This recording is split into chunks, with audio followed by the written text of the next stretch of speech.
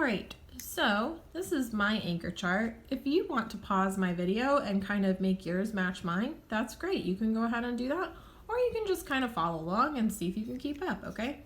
So, setting. So there's two parts, like I just said, to setting. Where it takes place, when it takes place. And so first, we're gonna start on where our story takes place.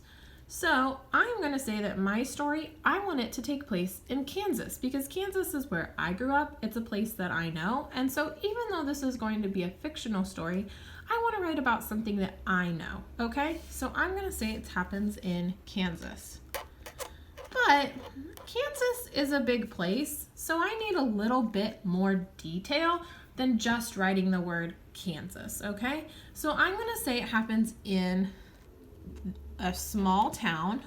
Ooh, I should give my small town a name. I'm gonna call it Lunaville. Ooh, and I think my story is going to happen at the elementary school a lot. All right, I think my small town, actually no, I've decided that my small town has a pool,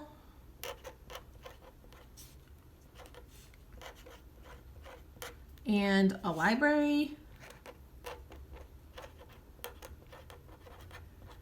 and what else? Ooh, I think my small town's gonna have a park. Okay, so that's what those are my details that I have about my setting. So don't copy mine. I don't want your story to take place in Kansas too, because none of you grew up in Kansas. You're all growing up in Dallas. So don't copy my story.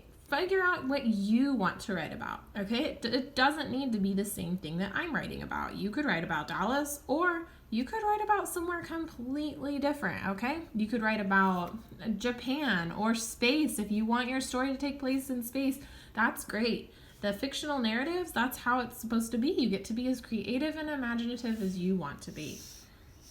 So, when it takes place.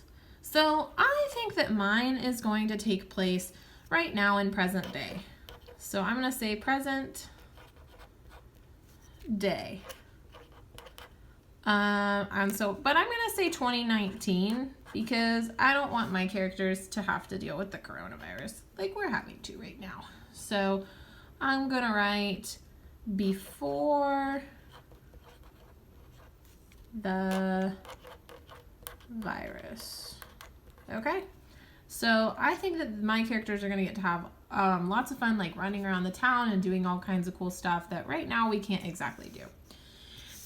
So additional scene settings. So this is where I get a little bit more specific about the place. Okay, so I'm going to say that maybe one of the scenes takes place at school.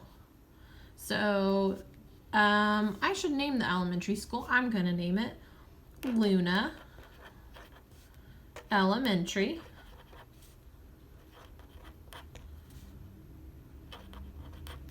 Okay, and then I think I'm also going to come up with another one. Oh, maybe at the grocery store. A big grocery store, like Walmart.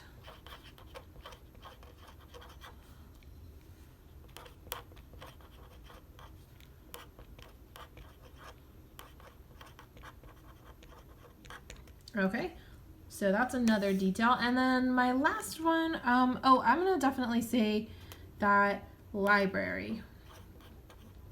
Okay, and my library is going to be colorful but quiet and full of books.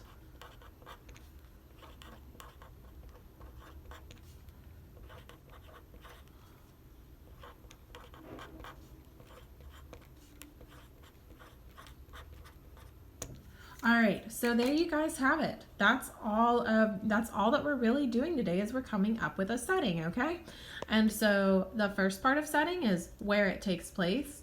The second part is when it takes place.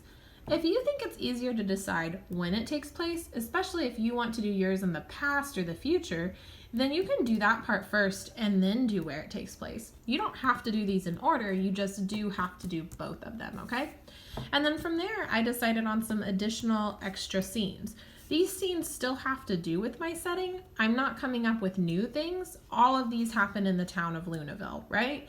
But they just help give me more detail so that I know what I'm going to write about, okay? It helps me so that I'm not just sitting there being like, oh, I don't know what to write about.